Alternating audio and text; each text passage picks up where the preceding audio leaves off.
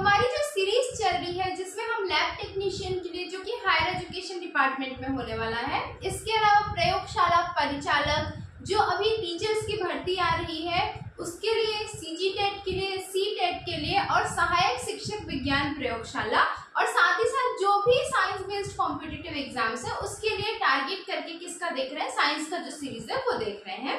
तो इसी सीरीज में हम लोग जो है फिजिक्स कंटिन्यू कर रहे थे। फिजिक्स के बारे में हमने लॉज ऑफ रिफ्लेक्शन पढ़ा, लाइट पढ़ी, लाइट की प्रॉपर्टीज पढ़ी, फिर हमने प्लेन मिरर स्टार्ट किया था जिसको हम समतल दर्पण कहते हैं। तो प्लेन मिरर या समतल दर्पण की सीरीज आज हम कंटिन्यू करने वाले हैं। जो लोग भी चैनल में नए हैं वो लोग चैनल को सब्सक्राइब कीजिए, लाइक कीजिए और शेयर कीजिए। भाई आपका सपोर्ट मेरे लिए बहुत ज्यादा वैल्यूएबल है, तो प्लीज सपोर्ट में कंजूसी मत कीजिए। स्टार्ट करते हैं आज का चैप्टर। हम क्या देख रहे थे, हम प्लेन मिरर जो है वो देख रहे थे, ठीक है, समतल दर्पण प्लेन मिरर देख रहे थे। तो प्लेन मिरर में हमने कुछ चीजें जो है वो प्रीवियस क्लासेस में देखी है, इसकी प्रॉपर्टीज देखी है कि तो जो इमेज होता है वो किस तरीके का होता है। तो जो प्लेन मिरर या जो समतल दर्पण होता है उसमें कैसा इमेज हमेशा फॉर्म होता है, वर्चुअल या आभासी और सीधा इमेज जो है इरेक्ट इमेज फॉर्म होता है, जिसको हम वर्चुअल या इसको आभासी भी बोला जाता है और सीधा या इरेक्ट भी बोला जाता है। ये क्या है, इसकी प्रॉपर्टी है किसकी, प्लेन मिरर की, ठीक है। इमेज की जो साइज होगी वो कैसी होगी, जो प्रतिबिंब का जो साइज है वो वस्तु या ऑब्जेक्ट के साइज के बराबर ही होगा। इमेज की जो दूरी होती है, प्रतिबिंब की जो दूरी होती है वो ऑब्जेक्ट या वस्तु की दूरी के बराबर ही होती है। ये सब हमने प्रीवियस क्लास में देखा है बहुत अच्छे से। जो लोग भी अभी फर्स्ट देख रहे हैं वो लोग एक बार जाके प्लेलिस्ट चेक कीजिए, आपको मिल जाएगी सारी चीजें। और मैग्निफिकेशन का जो रेशियो होता है प्लेन मिरर का वो हमेशा क्या होगा, 1 होगा। ये सारी चीजें जो है वो एग्जाम में आए हुए क्वेश्चन है। प्लेन मिरर का कंसेप्ट खत्म करने के बाद हम एक एक करके उनको क्वेश्चंस पॉइंट ऑफ व्यू से भी देखते हुए चलेंगे। तो आज हमको क्या देखना है, प्लेन मिरर या समतल दर्पण में आज हम एक क्लॉज देखेंगे, केस देखेंगे। पहला केस क्या बनता है यहाँ पे, ठीक है, मैं इसको केस लिख देती हूँ, केस 1। पहला केस क्या बनता है, ये इंग्लिश में लिखा हुआ है पर मैं हिंदी में आपको ट्रांसलेट करते हुए बताऊंगी, ठीक है।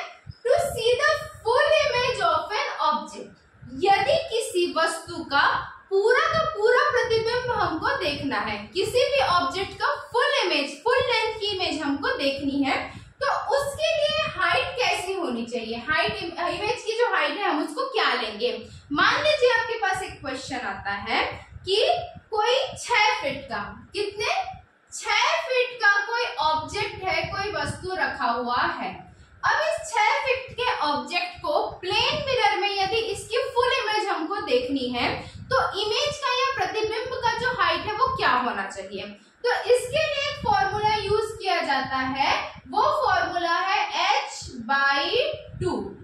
क्या फॉर्मूला है, h/2। h क्या है, गिवन हाइट है, वस्तु या ऑब्जेक्ट का हाइट है। जब हम उसको 2 से डिवाइड कर देते हैं तो हमको क्या मिलेगा, वो हाइट मिलेगा जिसमें हम किसी भी ऑब्जेक्ट का, किसी भी वस्तु का पूरा लेंथ देख सकते हैं प्लेन मिरर में, ठीक है। तो 6 फीट की किसी वस्तु की, 6 फीट की किसी ऑब्जेक्ट की यदि पूरी हाइट देखनी है, सपोज मेरा हाइट 6 फीट है नहीं, 6 फीट यदि मेरा हाइट है और मैं प्लेन मिरर के सामने जाके खड़े हो गई हूँ, तो इमेज की हाइट क्या होगी जिससे मेरे पूरी के पूरे सिर से पांव तक के मैं कवर हो जाऊं। तो ये जो होगा h/2 होगा। मान लीजिए मेरी हाइट 6 है तो 6/2 करेंगे, 6/2 करेंगे तो क्या आएगा, 3 आएगा। तो h/2 इसका क्या होता है, फॉर्मूला होता है। सॉल्व करके देखते हैं तो 6/2 = 3 फीट, ठीक है, 3 फीट। तो 3 फीट की इमेज, यदि मेरा इमेज 3 फीट का होगा तो वो क्या करेगा, मेरी पूरी लेंथ को सिर से पांव तक के कवर करेगा। ये एक फॉर्मूला हो गया, केस, इससे क्वेश्चंस जो है वो बनते हैं, हम आगे भी डील करेंगे। एक और केस देखते हैं, सेकंड केस इसमें देखते हैं हम, केस नंबर 2, ठीक है। सपोज हमको एक पूरी की पूरी वॉल को, एक पूरे के पूरे दीवार को, ठीक है, कंप्लीट वॉल मतलब क्या होता है, दीवार होता है, जो भी आप बोल लो। तो एक पूरे के पूरे दीवार की इमेज हमको प्लेन मिरर में चाहिए। तो भाई एक छोटा सा इमेज मिरर यदि मैं ले आऊं, एक प्लेन मिरर में ले आऊं, उसमें पूरा का पूरा दीवार कवर हो पाएगा क्या, होगा, क्यों नहीं होगा, कैसे होगा वो देखना है, ठीक है। डायरेक्ट आप करोगे नहीं होगा, एक फॉर्मूला लगाएंगे, ट्रिक लगाएंगे तो हो जाएगा। तो यदि हमको प्लेन मिरर में, समतल दर्पण में पूरे के पूरे दीवार की इमेज देखनी है, पूरे के पूरे दीवार का प्रतिबिंब देखना है, तो उसके लिए हमको एक फॉर्मूला लगाना पड़ेगा, वो होगा h/3। बहुत इजी फॉर्मूला है, h/2 और h/3, कंफ्यूजन नहीं रखना है। किसी वस्तु का सिर से पांव तक के पूरे फुल लेंथ का प्रतिबिंब देखना, इमेज देखना है, तो क्या होगा, h/2 होगा। और यदि किसी वॉल का पूरे के पूरा कंप्लीट वॉल का हमको इमेज देखना है, प्रतिबिंब देखना है, तो उसके लिए क्या होगा, फॉर्मूला h/3 होगा।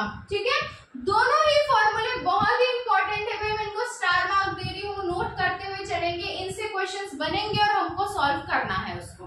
ठीक, अब आज की क्लास का और जो है बहुत इंपॉर्टेंट चीज हम देखते हैं, जिसमें आपने अक्सर क्वेश्चंस देखे होंगे। ठीक है, तो देखना है हमको number of images formed by two plane mirrors. ठीक, यदि प्लेन मिरर्स के बीच में दो प्लेन मिरर मैंने ले लिए, ठीक है, जैसे कि ये एक प्लेन मिरर है और ये एक प्लेन मिरर है, तो ये दो प्लेन मिरर मैंने ले लिया।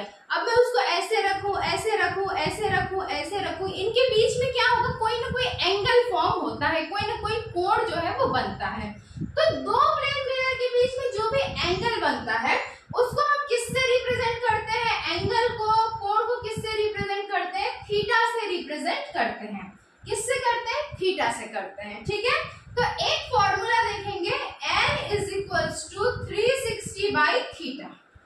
n is equals to 360 by theta। ये किसका है, फॉर्मूला है दो प्लेन मिरर्स के, दो समतल दर्पणों के बीच में नंबर ऑफ इमेज या नंबर ऑफ प्रतिबिंब जो है वो फॉर्म करने का, फाउंड करने का फॉर्मूला है n is equals to 360 by theta। जहां थीटा क्या होगा, angle between two plane mirrors, दो समतल दर्पणों के बीच में जो कोण बनेगा, जो एंगल बनेगा, उसको हम थीटा से दर्शाते हैं। और n क्या होता है, n होता है आपका नंबर ऑफ इमेज। ठीक है, n जो वो नंबर होती है जो हमको थीटा से मिलती है, क्या होगा, नंबर होगा। इसके ऊपर एक क्वेश्चन हम सॉल्व करेंगे आगे, पहले इतना समझते हुए चलना है, लास्ट में क्वेश्चन देखेंगे। तो प्लेन मिरर के बीच में इमेजेस या प्रतिबिंब फॉर्म करने के लिए जो पहला हमको ट्रिक मिलता है, पहला फॉर्मूला मिलता है, वो क्या होगा, n is equals to 360 upon theta। अब ये जो n होगा, जो नंबर होगा, वो क्या हो सकता है, इवन नंबर हो सकता है, सम संख्याएं हो सकती है, ठीक है, ऑड नंबर हो सकता है, विषम संख्याएं हो सकती है, और क्या हो सकता है, फ्रैक्शन हो सकता है, कोई भी पॉइंट वाली वैल्यू हो सकती है, p/q के फॉर्म में हो सकता है। ठीक है, फ्रैक्शन हो सकता है, क्या हो सकता है, सम संख्या, इवन इंटीजर हो सकता है, ऑड नंबर हो सकता है, विषम संख्याएं हो सकती है, फ्रैक्शन हो सकता है, अनुपात में हो सकता है। ठीक है, p/q के फॉर्म में हो सकता है। ये क्वेश्चन जो है वो मैं लास्ट में सॉल्व करने के लिए रखी हूँ। ये हमने क्या देखा, सिंपल केस देखा है। ठीक, अब इसमें दो केस देखते हैं। अभी मैंने क्या बताया कि जो n है वो क्या हो सकता है, इवन नंबर हो सकता है। तो यदि n का जो नंबर आता है, हमको ये सॉल्व करते वक्त मैं आपको और क्लियरली समझाऊंगी, यदि n हमको इवन मिलता है तो नंबर ऑफ इमेजेस क्या होंगे, n-1। नंबर ऑफ इमेजेस क्या होंगे, n-1। ठीक, अब देखते हैं, जैसे यहाँ पे इसी एग्जांपल से सॉल्व करते हुए जाएंगे हर एक केस को। केस नंबर 1, फिर से एक और नया केस आ गया, ये इमेज वाला केस अलग है, ठीक है, ये हाइट वाला केस अलग है, ये दूसरा केस है। इस केस में क्या है, थीटा की वैल्यू हमको क्या लेनी है, थीटा की वैल्यू जो है वो है आपकी 60 डिग्री।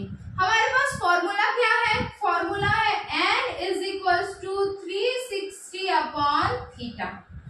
जब इसको हम पुट करते हैं तो हमको क्या मिलेगा, 360 upon 60, तो ये क्या आएगा, 6 आएगी इसकी वैल्यू। 6 किसकी वैल्यू है, n की जो वैल्यू है वो क्या है, 6 है। अब ये जो 6 है वो कैसा नंबर है, ये एक इवन नंबर है, एक सम संख्या है। क्या है, इवन नंबर है, या इसी को हम क्या बोलेंगे, सम संख्या कहेंगे। तो जब भी n की वैल्यू इवन आती है, सम आती है, तो हमारे पास क्या फॉर्मूला है, नंबर ऑफ इमेजेस का, नंबर ऑफ प्रतिबिंब फॉर्म करने का, n-1। तो यहाँ पे नंबर ऑफ इमेज या प्रतिबिंब क्या होगा, n-1 मतलब कि होगा 6 माइनस 1 मतलब 5। ये क्या हो गया, हमारा आंसर हो गया। ठीक, इस एक थीटा से हमने क्या किया, सॉल्व किया। सबसे पहले हमको क्या निकालना है, n निकालना है। n निकालने के लिए हमको क्या फॉर्मूला यूज करना है, 360 अपॉन थीटा का जो फॉर्मूला है वो यूज करना है। इससे हमको क्या होगी, n की वैल्यू पता चल जाएगी। अब n की वैल्यू पता करने के बाद हमको क्या देखना है कि जो n आया है वो सम संख्या है या विषम संख्या है या फ्रैक्शन है, इवन नंबर है या ऑड नंबर है या कोई p बाई q के फॉर्म में कोई फ्रैक्शन है। ठीक है, जैसे हमको पता चला कि n क्या है, एक इवन नंबर, एक सम संख्या है, तो इसके लिए क्या केस है हमारे पास में कि नंबर ऑफ इमेज के लिए हमको क्या करना है, n माइनस 1 कर देना है। तो हमने n माइनस 1 किया और हमारा आंसर हमको मिल गया। बहुत इजी है, सिंपल है, समझते हुए चलिए, सारे क्वेश्चन आपसे सॉल्व होंगे। ठीक, चलो इसको मैं रफ करती हूँ ताकि हम आगे दूसरा एग्जाम्पल ले सकें। बिल्कुल आपको एक एक करके आराम से चीजें समझते हुए आएंगी। मैं बाद में लास्ट में रिवीजन भी एक बार कराऊंगी, क्विक रिवीजन, जिससे सब कुछ क्लियर रहे। कोई भी डाउट आता है इसके बावजूद तो आप लोग कमेंट सेक्शन में कमेंट करके पूछिए। ठीक है, अब हम देखते हैं केस नंबर 2। हमारा क्या देखेंगे, केस नंबर 2। केस नंबर 2 में क्या होगा, जो n की वैल्यू जो आएगी, n की वैल्यू किस फॉर्मूले से आएगी, 360 अपॉन थीटा से आएगी। ठीक है, तो n की वैल्यू यदि ऑड आती है या विषम आती है तो उस केस में क्या करना रहेगा, तो यहाँ पे फिर हमको दो रास्ते दिखेंगे। कितने रास्ते दिखेंगे, यहाँ पे हमको 2 वेज दिखेंगे, 2 रास्ते दिखेंगे। ठीक है, 2 वेज दिखेंगे, हमको 2 रास्ते दिखेंगे। जब हम पहले रास्ते पे चलेंगे तो क्या होगा, हमको देखना रहेगा एक क्लॉज।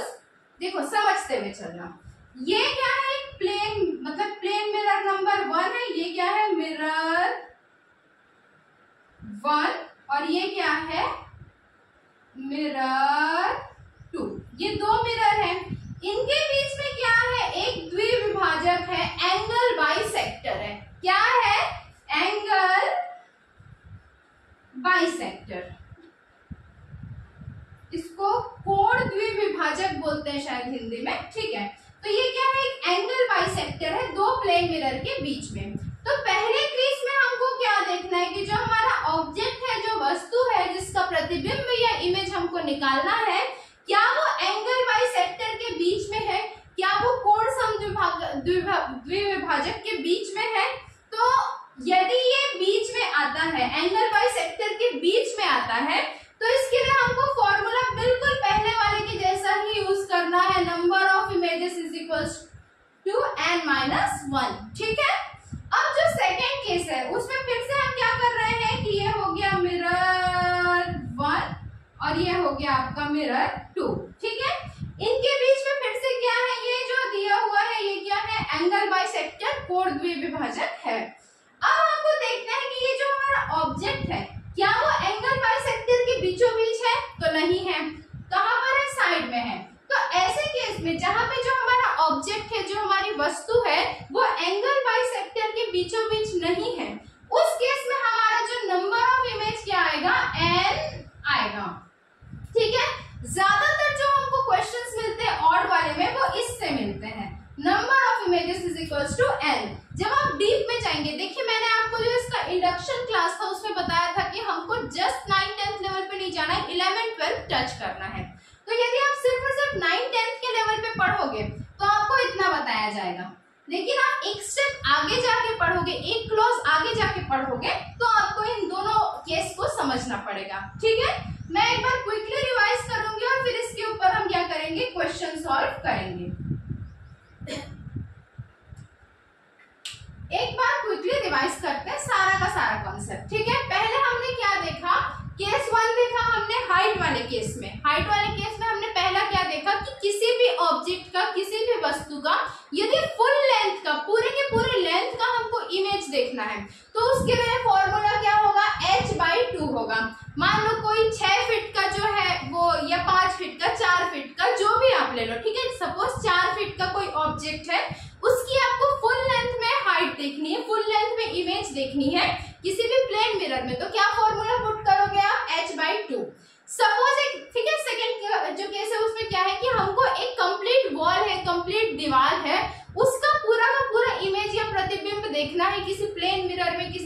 दर्पण में। तो यहाँ हम कौन सा फॉर्मूला यूज करेंगे, h/3 का करेंगे।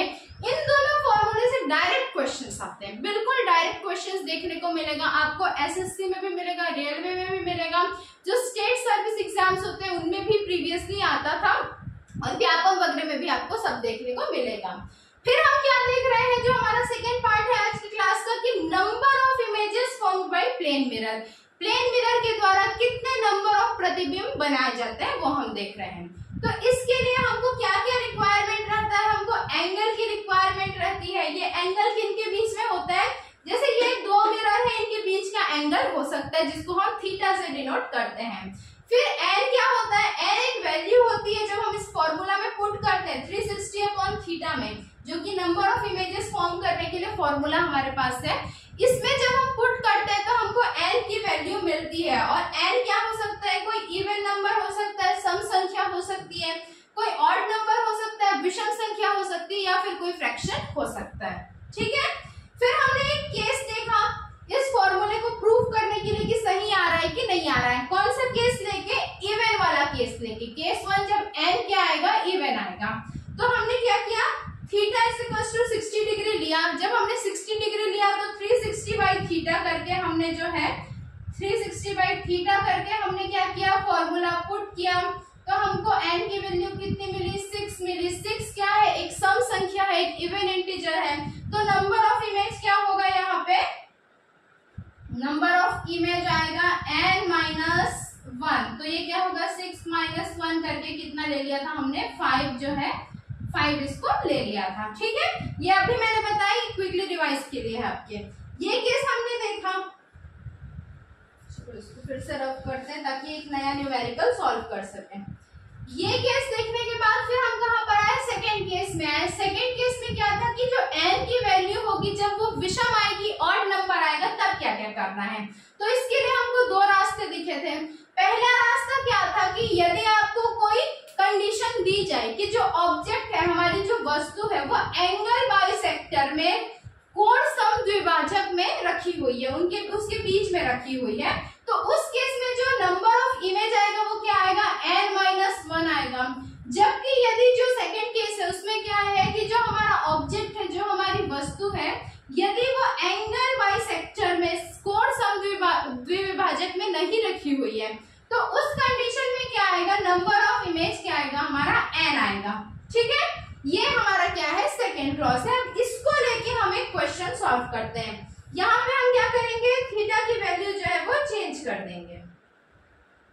अभी हमने क्या लिया था, 60 लिया था, चलो इसको क्या कर देते हैं भाई, चलो 40 कर देते हैं। ठीक है, थीटा की वैल्यू हमने क्या की, 40 की। अब हम पहला केस देखते हैं कि पहला केस क्या है, कि केस 1, पहला केस हमको क्या मिलता है कि जो हमारा ऑब्जेक्ट है वो कहां पर रखा हुआ है, एंगल बाइसेक्टर या कोण सम द्विभाजक के बीच में रखा हुआ है। तो इस केस में n क्या आएगा, n की वैल्यू आएगी 360/थीटा। थीटा क्या है हमारा, 40 डिग्री। हमने कहा देखा, यहाँ पे देखा है। ठीक है, थीटा क्या है, 40 डिग्री। तो n की वैल्यू निकाल लेते हैं, 360/40 कितना आएगा, 9 आ जाएगा। ठीक, 9 ही आएगा ना। ठीक है, अब क्या करेंगे हम लोग, पहला केस में क्या था कि यदि कोई भी एंगल, जो भी ऑब्जेक्ट है वो एंगल बाइसेक्टर के बीचों बीच रखा हुआ है, तो नंबर ऑफ इमेज क्या आ रहा है, n-1। तो यहाँ पे नंबर ऑफ इमेज क्या आ जाएगा, नंबर ऑफ इमेज क्या आ जाएगा हमारा, n-1, मतलब कि 9 - 1 = 8। बिल्कुल इस तरीके से हम अपने पहले केस को सॉल्व कर सकते हैं। ठीक है, केस नंबर 1 को कैसे सॉल्व करेंगे, कि हमने लिया n निकाला, n की वैल्यू क्या आई, 9 आई। हम देख रहे हैं कि भाई जो हमारा ऑब्जेक्ट है वो एंगल बाइसेक्टर के बीच में रखा है, तो इसमें हमको नंबर ऑफ इमेज फॉर्म करने के लिए n-1 का फॉर्मूला लगाना है। हमने n-1 का फॉर्मूला लगा के वैल्यू कितनी ले आई, 8 ले आई, जो कि हमारा बिल्कुल सही आंसर है। अब हम केस 2 की बात करते हैं। ये जिन्होंने भी नोट नहीं किया वो लोग एक बार नोट कर लीजिए, आपको आगे काम आएगा। नोट्स बिल्कुल बनाते हुए चलिएगा, क्योंकि फिजिक्स में इसमें लिख के सारी चीजें नहीं कर सकते, साथ ही साथ समझाना रहेगा। ठीक, जिन लोगों ने अभी भी ले लिया थोड़ा सा प्रीवियसली जाके स्क्रीनशॉट लेके फिर नोट्स बना लीजिए, जैसा भी थोड़ा पॉज करके। अब इसका हम सेकेंड केस लेते हैं। सेकेंड केस लेंगे, केस नंबर 2। ठीक है, इसमें क्या लेंगे हम? केस नंबर 2 लेंगे। क्या है हमारा case number 2? If object is not placed at angle bisector. ठीक, कि हमारा सेकेंड केस में क्या है कि यदि जो हमारा ऑब्जेक्ट है वो एंगल बाइसेक्टर में नहीं रखा है। एंगल बाइसेक्टर के या तो इस साइड हो सकते हैं या इस साइड हो सकता है। ठीक, तो यहाँ पे भी हमारा n क्या था? सेम वैल्यू लेते हैं, n is equals to 40 degree and sorry theta is equals to 40 degree. तो अब n निकालने के लिए हमारे पास क्या फॉर्मूला है? 360 अपॉन थीटा, जो हमने बार बार लिया। ये फॉर्मूला बार बार मैं इसलिए लिखवा रही हूँ क्योंकि आपको याद रहे, ध्यान में रखें। ठीक, तो अब n की वैल्यू निकाल लेंगे। n is equals to 360 upon 40, तो n क्या आ गया? 9 आ गया। n क्या आ गया? 9 आ गया। अब हमको देखना है कि जब हमारा ऑब्जेक्ट, जब हमारी वस्तु एंगल बाइसेक्टर में नहीं है तो नंबर ऑफ इमेज के लिए हमको क्या करना है? नंबर ऑफ इमेज तो n का n है, मतलब एज इट इज जो हमारा आंसर आ रहा है वही क्या होगा? हमारा नंबर ऑफ इमेज भी होगा। तो ये जो दोनों केसेस है उनके बीच का डिफरेंस है। ठीक है, पहला केस हमने देख लिया, इवन इंटीजर आएगा तो क्या करना है? n-1 करना है। दूसरा हमने देख लिया, ऑड इंटीजर आएगा तो क्या करना है? हमको दो रास्ते देखने हैं कि यदि हमारा जो ऑब्जेक्ट है वो एंगल बाइसेक्टर में है तो n-1 लगाएंगे, यदि एंगल बाइसेक्टर में नहीं है तो सिर्फ और सिर्फ n लगाएंगे। इन पे क्वेश्चंस बनते हैं, थोड़े से अच्छे लेवल के क्वेश्चंस आ सकते हैं। इस पे आपको क्लॉज दे दिया जाएगा। अभी लग रहा होगा शायद थोड़ा इजी है, बिल्कुल छोटे से फॉर्मूले हैं, बट एग्जाम के टाइम पे सडनली यदि आप बिना पढ़े जाओ और ये आ गया है कि एंगल बाइसेक्टर के बीच में रखा है या साइड में रखा है तो दिमाग घूम जाएगा। तो इसको सॉल्व करते हुए, नोट करते हुए चलो साथ ही साथ सॉल्व करो। अगली क्लास में हम जो है ये थर्ड क्लास देखेंगे। इसके अलावा कुछ इंपॉर्टेंट जो पार्ट्स है, क्वेश्चन जो बन सकते हैं एक्सपेक्टेड आपके एग्जाम के लिए, अभी रिसेंटली लैब टेक्नीशियन वाले एग्जाम के लिए प्लेन मिरर से वो सॉल्व करेंगे और फिर हम स्फेरिकल मिरर में जाएंगे। आपके अवतल दर्पण, उत्तल दर्पण, कॉन्वेक्स, कॉन्केव लेंस, इसमें हम बात करेंगे। ठीक है, मिरर एंड देन फिर लेंस पे बात करेंगे। तो फिर जो लोग भी चैनल में नए सब्सक्राइब कीजिए भाई, बिल्कुल आप लोगों का सपोर्ट मेरे लिए बहुत ज्यादा जरूरी है। थोड़ा बहुत स्लिप ऑफ टंग अवॉइड कीजिए और ठीक है, फिर मिलते हैं अगली क्लास में। Okay, bye bye.